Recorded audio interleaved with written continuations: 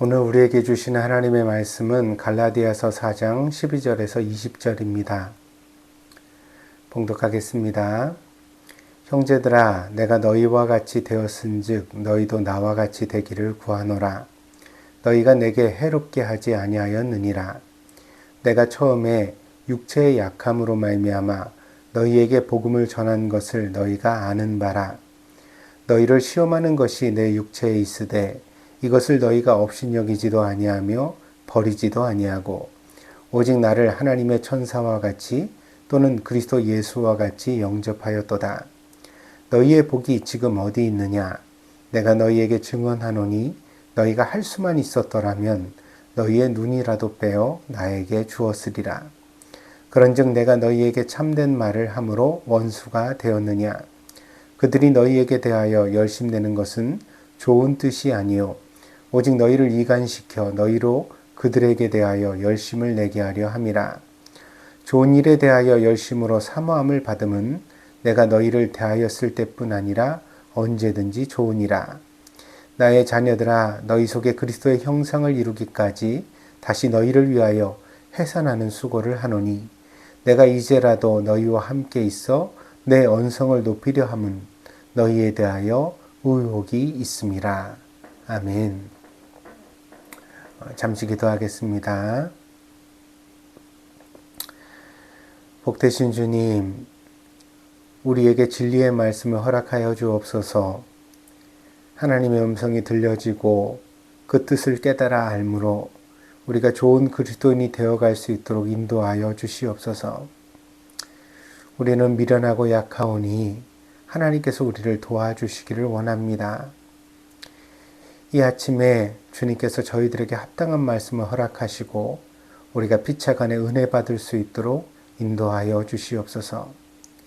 함께하여 주시기를 간절히 원하오며 모든 말씀 예수님의 이름으로 기도하였습니다. 아멘. 우리 인생에서 축복 중의 축복은 만남의 축복이 아닐까 합니다.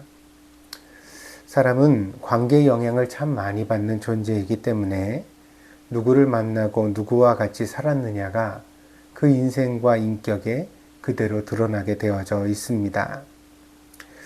그래서 좋은 부모를 만나고 좋은 스승을 만나고 좋은 친구를 만나는 일이 그 무엇보다도 소중한 은혜요, 축복이 되어지는 것입니다. 때문에 우리 성도들에게는 또한 좋은 교회를 만나고 좋은 목회자를 만나는 일이 또 비교할 수 없는 축복이라고 하겠습니다. 말은 태어나면 즉시로 두 발로 일어서서 어미의 젖을 찾습니다.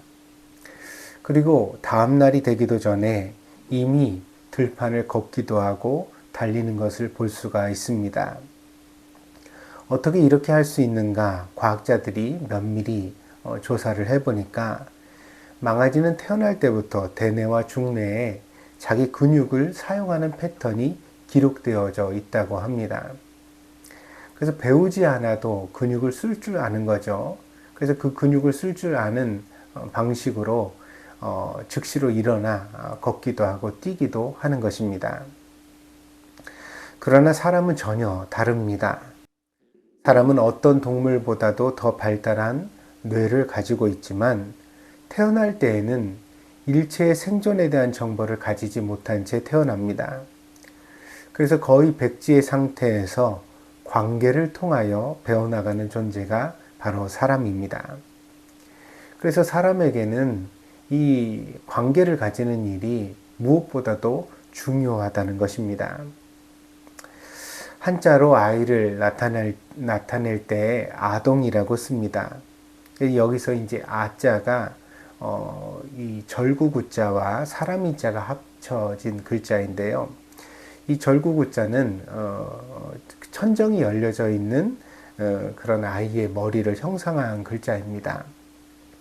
그래서 그 머리가 다 완성되지 못하고 이제 그 천정이 열려져 있는 거죠.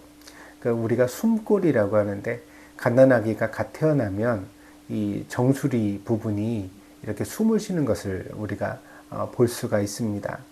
그러다가 이제 자라나면서 이 뼈가 아물어지고 여물어지고 그러면서 이제 그 아이로 커가게 되어지죠.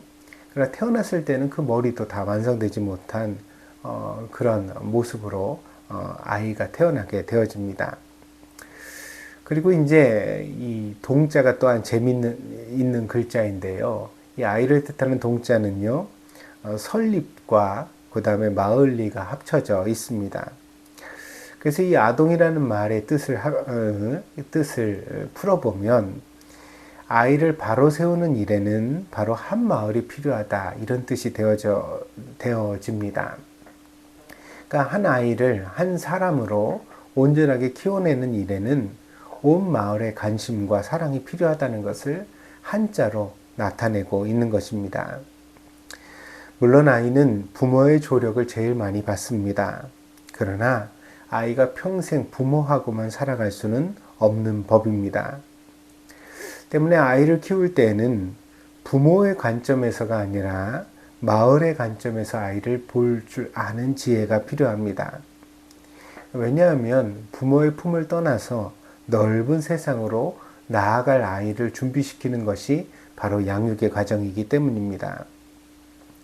그래서 부모의 눈에는 합당해 보여도 주변의 사람들에게 눈총을 받거나 이해받지 못하는 아이로 키워서는 안 되겠습니다.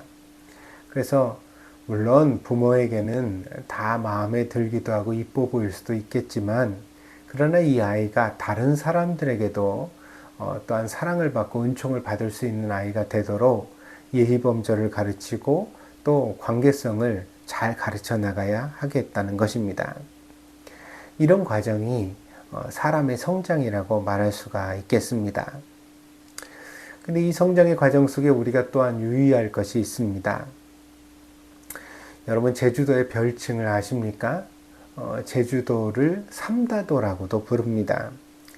이 삼다도라는 말의 뜻은 바람도 많고 돌도 많고 해녀도 많다는 뜻입니다. 아마도 요점은 해녀일 것입니다. 아주 생활력이 강한 제주 해녀들이 이 많은 것을 보고서 그리고 나서 이 섬에 정말 해녀가 많구나 그러면서 이 바람과 돌을 끼워 넣어 삼다도라는 말을 만들지 않았을까, 그렇게 생각해 보게 됩니다. 아무튼 제주도에는 자연적으로 바람도 많고 돌도 많습니다. 그러다 보니까 제주의 또 한 가지 특징이 돌담이 많다는 것입니다. 그런데 참 이상합니다. 집이야 담장이 필요하니까 돌로 담을 쌓겠지만 제주도에 가보면 이 밭들도 돌담이 둘러져 있는 것을 볼 수가 있거든요. 그렇다고 도적이 들지 못하거나 혹은 동물의 침입을 막는 그런 담은 아닙니다. 그만큼 높지도 않고요. 그만큼 그렇게 단단한 담도 아닙니다. 근데 왜 도처에 이 밭에다가 돌담을 제주의 사람들은 쌓아 놓았을까요? 바람이 너무 강하면 식물도 몸살을 앓게 된다고 합니다. 바람이 자꾸 뿌리까지 흔들어서 이 식물이 제대로 자랄 수 없도록 방해를 하게 된다는 것입니다. 때문에 돌담은 험한 바람으로부터 식물들을 지켜주기 위한 장치입니다. 그래서 이 돌담을 갖다가 밭에도 만든 이유는 작물이 조금 더 튼튼하게 자라게 하기 위한 제주 사람들의 지혜라고 하겠습니다.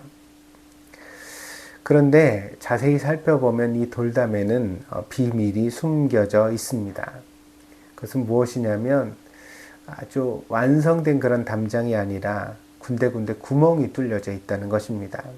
그래서 이 가뜩이나 이 제주 돌은 구멍이 많지요.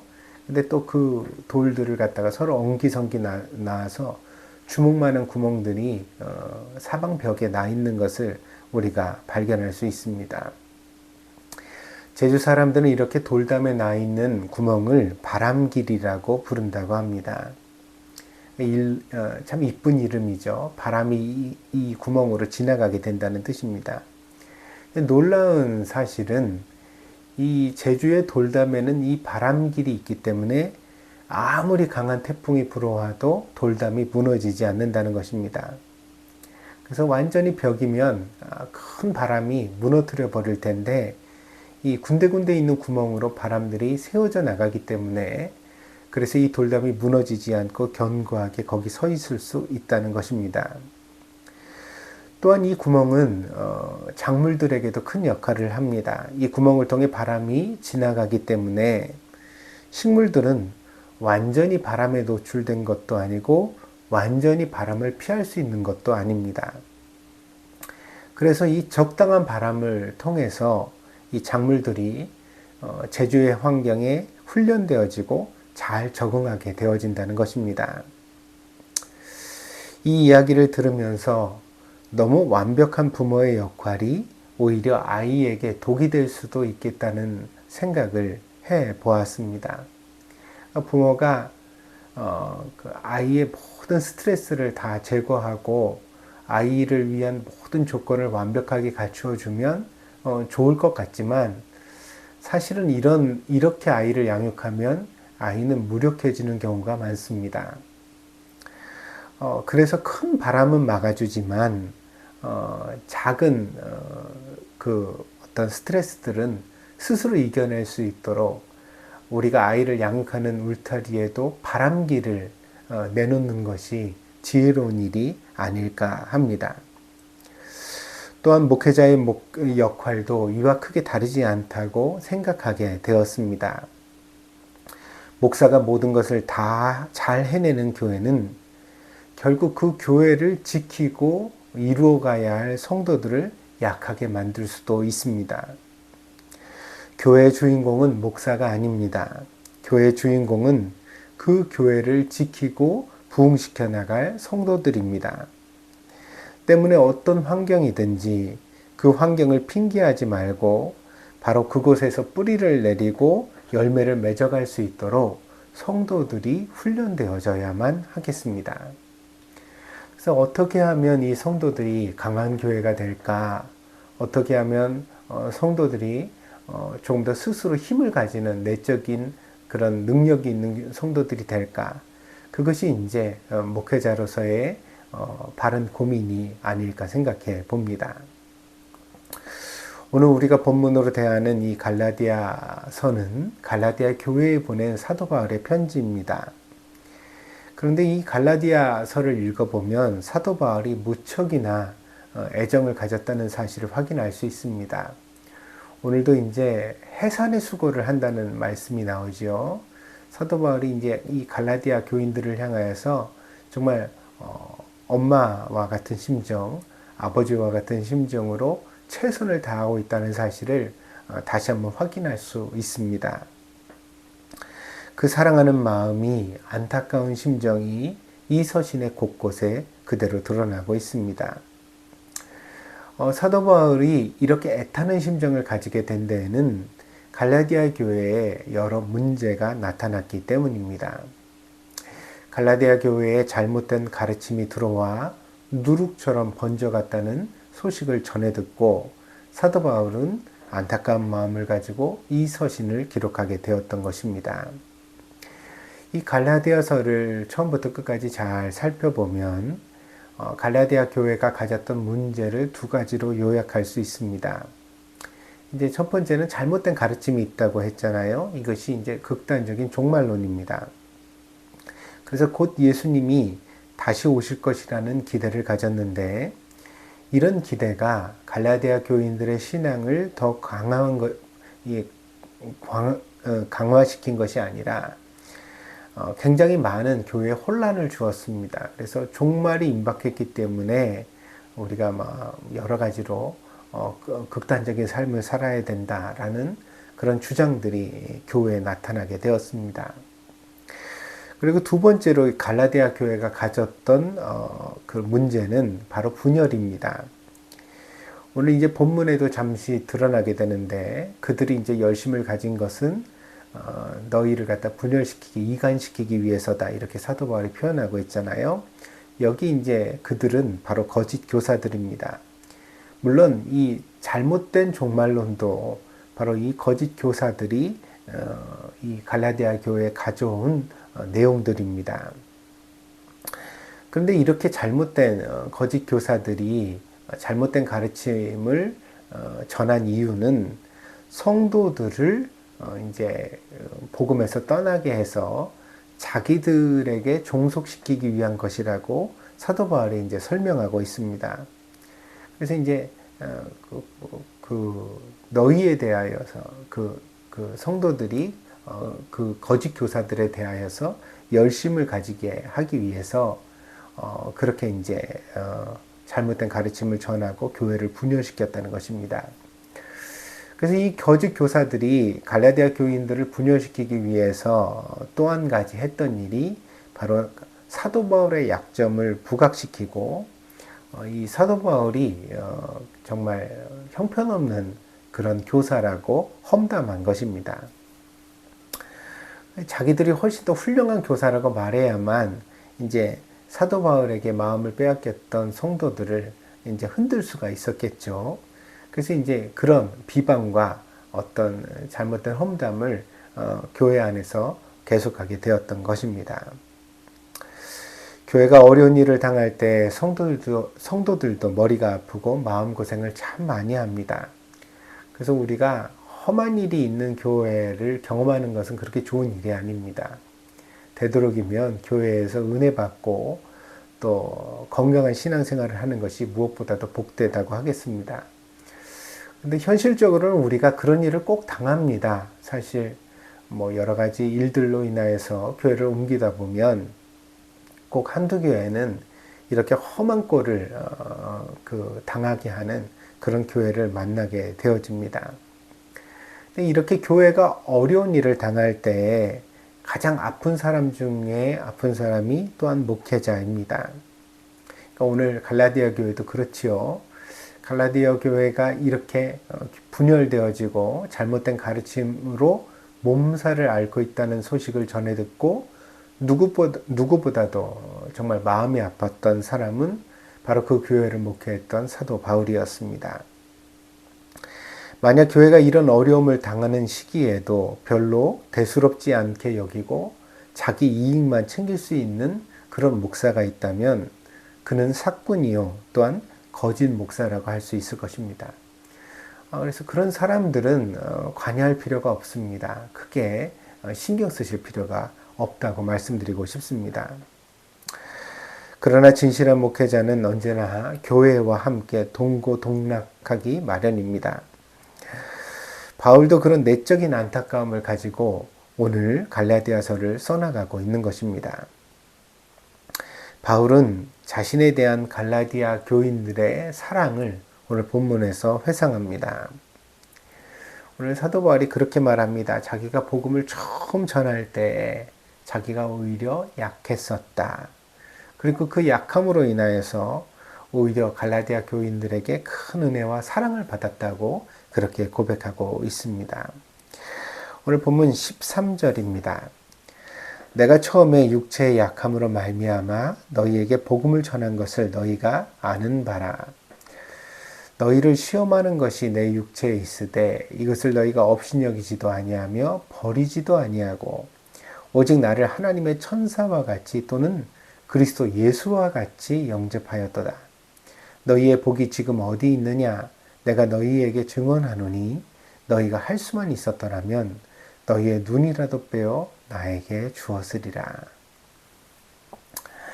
바울은 갈라디아 교회를 처음 개척할 당시에 건강의 문제를 겪었습니다. 당시에는 어떤 질병의 경우 사람들에게 천대를 받기도 하고 또한 업신여김을 당하기도 했습니다. 그래서 사도 바울의 표현을 빌리면 너희가 업신여기지도 않고 또 버리지도 않았다. 그러니까 어떤 질병으로 인하여 때로는 사람이 업신여김을 받기도 하고 버려지기도 했는데 나에게 그런 일을 너희가 행하지 아니하였다. 그걸 이제 감사하는 마음으로 표현하고 있는 거죠. 이 갈라디아 교인들은 사도 바울의 약점을 이해하고 사랑으로 섬겨 주었습니다. 그 감사한 마음이 아주 오랜 동안 사도 바울의 마음속에 이 사랑의 빛으로 남아서 오늘 이 갈라디아서를 쓸 때도 이렇게 애틋한 마음으로 드러나고 있는 것입니다. 그렇다면 바울의 약점은 무엇이었을까요? 크게 두 가지로 추측하고 있습니다. 하나는 바울이 회심할 때 다메섹이라는 도시로 가는 중이었죠.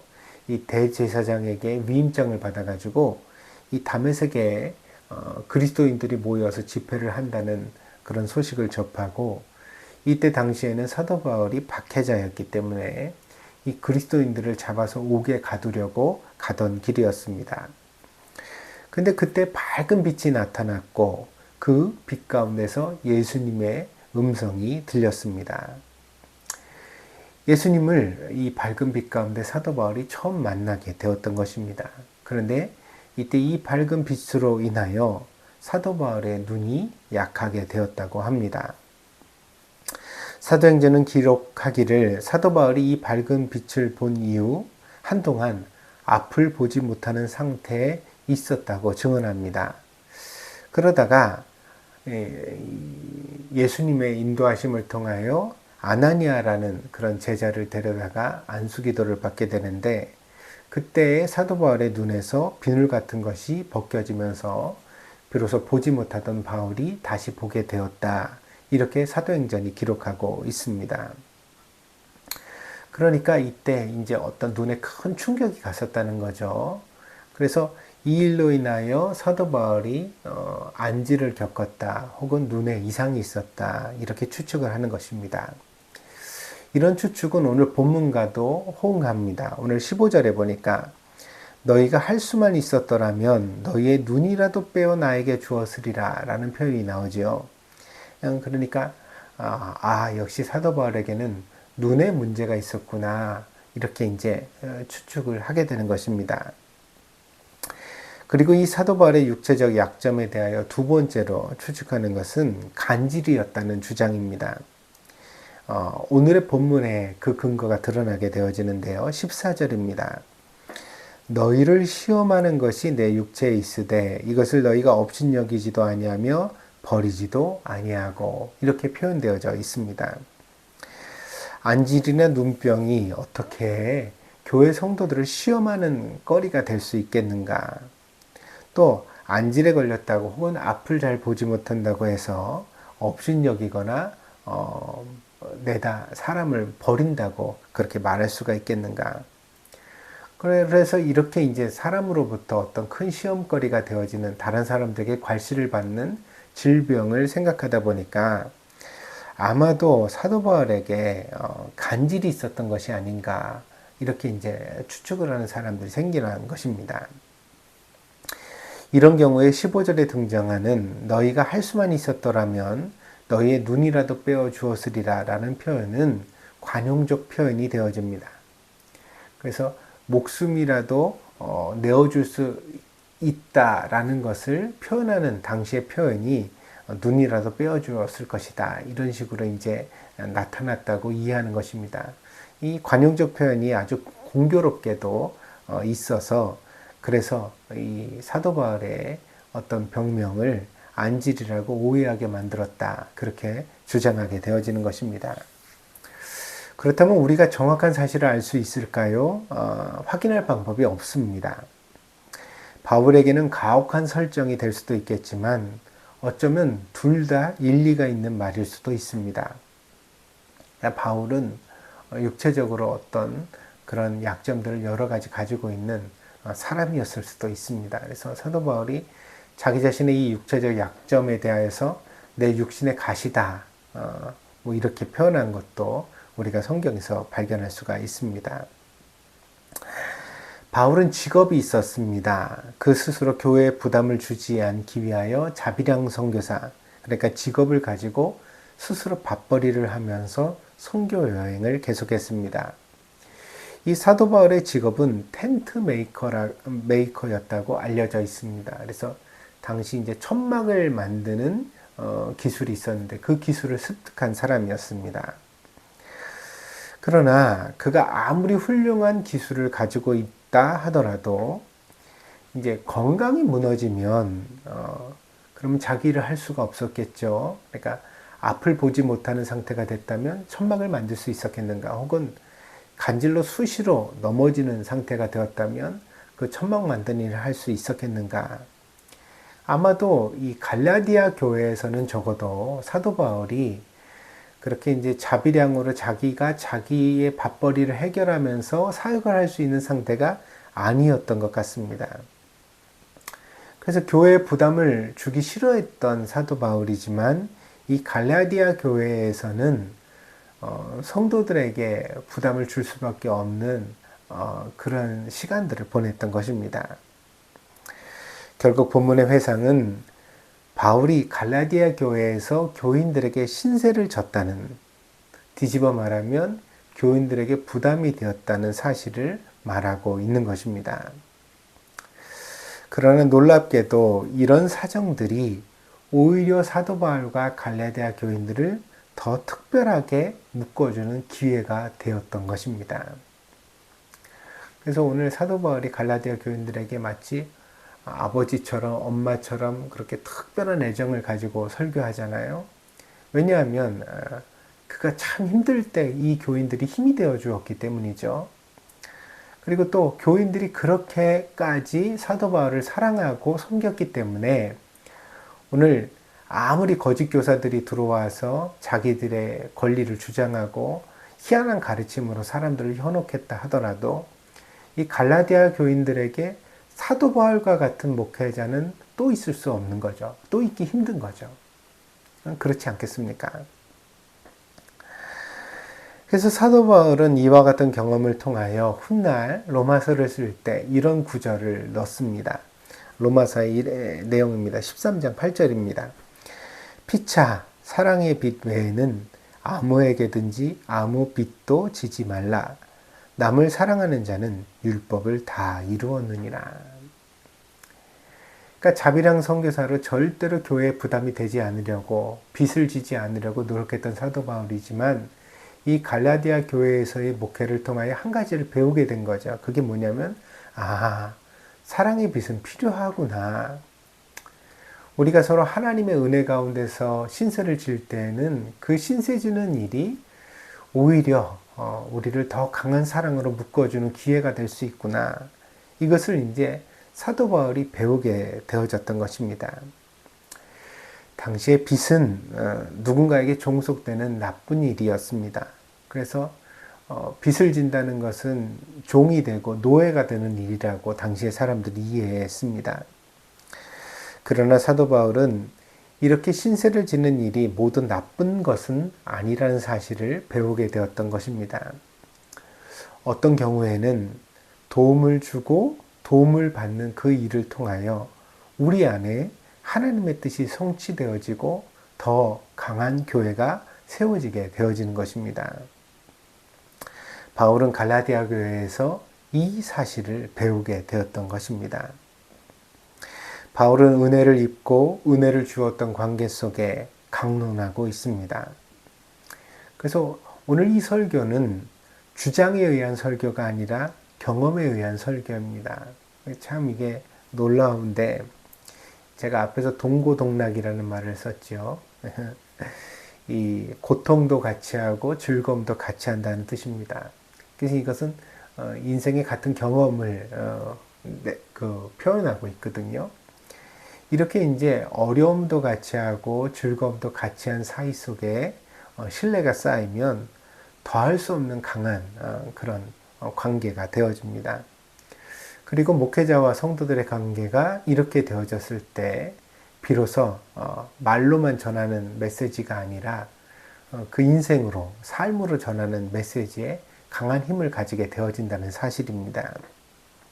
사도 바울은 갈라디아 교회가 위험에 처했을 때 바로 이와 같은 근거에서 어떤 강한 메시지를 전할 수 있었고, 그래서 교회를 다시 바로 세울 수 있었다는 것입니다. 제가 늘 드리는 말씀이 있습니다. 사람의 바탕은, 진실함은 어려울 때 드러난다는 것입니다. 다 넉넉하고 좋을 때에는 우리가 예의 바를 수도 있고 또한 우리의 모습을 다소 포장할 수도 있습니다. 근데 진짜 힘들 때, 어려울 때, 위험이 닥쳤을 때, 그때 사람은 언제나 본색을 드러내게 되어져 있거든요. 그때 여러분의 목회자가 어떤 목회자인지를 꼭 보시기 바랍니다.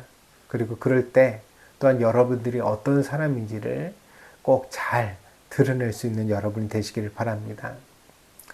그래서 우리가 바로 그런 신뢰의 관계를 잘 가질 수 있게 되어진다면 바로 이것이 성경이 말하는 진짜 목양의 관계이고 또 좋은 교회를 세워나가는 근거가 될 수 있다. 그렇게 생각합니다. 우리 동경드림교회가 참 일본에 세워진 지 정말 긴 시간이 지났습니다. 그러나 그 긴 시간 속에서 우리가 정말 믿음의 뿌리를 내리고 얼마나 건강한 교회를 이루었는지는 평안한 때에는 알 수 없겠죠. 그러나 어려움이 닥친다면 우리가 비로소 알 수 있게 되어질 것입니다. 그때 저와 여러분이 주님을 실망시키지 않는 그런 든든한 목회자와 성도들이 되어지기를 바랍니다. 갈라디아 교회가 이 모든 어려움을 이겨내고 굳건하게 섰던 것처럼 우리 교회도 모든 풍파 속에서도 잘 견디고 이겨내어서 오히려 더 든든히 십자가를 세우는 그런 건강한 교회가 될 수 있기를 바랍니다.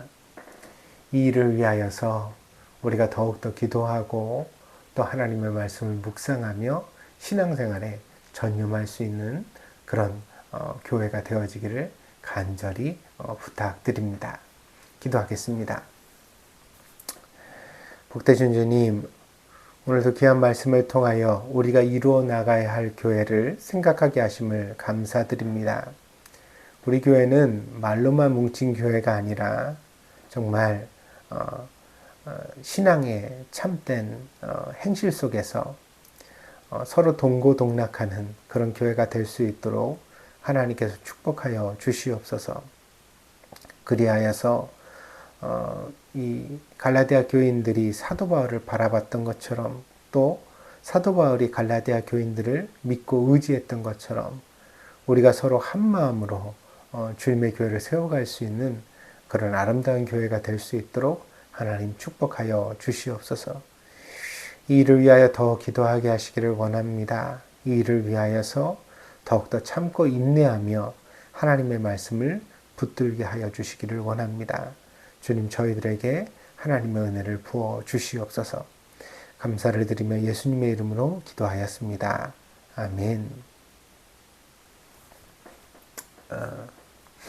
잠시 여러분들에게 목사로서 조금 드릴 그런 안내 말씀이 있습니다. 다름이 아니라 오는 12월 25일 성탄절에는 우리가 동경드림께서 성찬 예식을 행하기로 그렇게 여러분들에게 제안을 드렸습니다.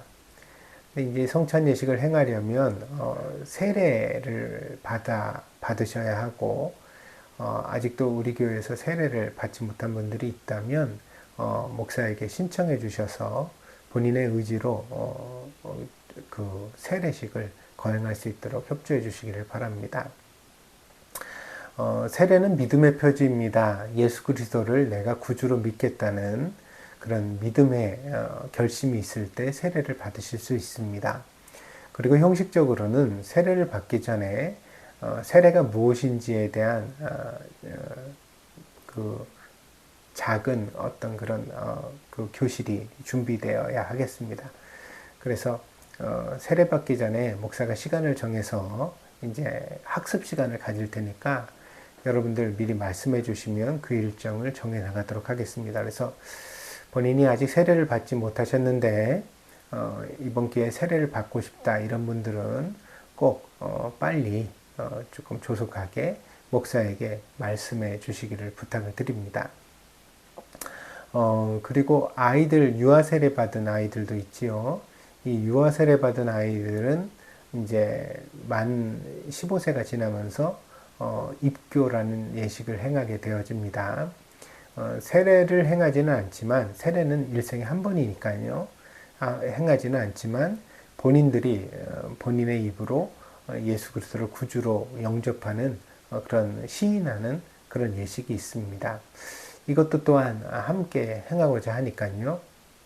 여러분들 자녀들을 살펴보시고 입교 예식에 해당하는 아이들은 또한 말씀해 주시기를 바랍니다. 그래서 이번 성탄절에는 성찬 예식이 있고 또 세례 예식이 있다는 것 여러분 기억해 주시고 여러분들 준비해 주시기를 부탁을 드립니다.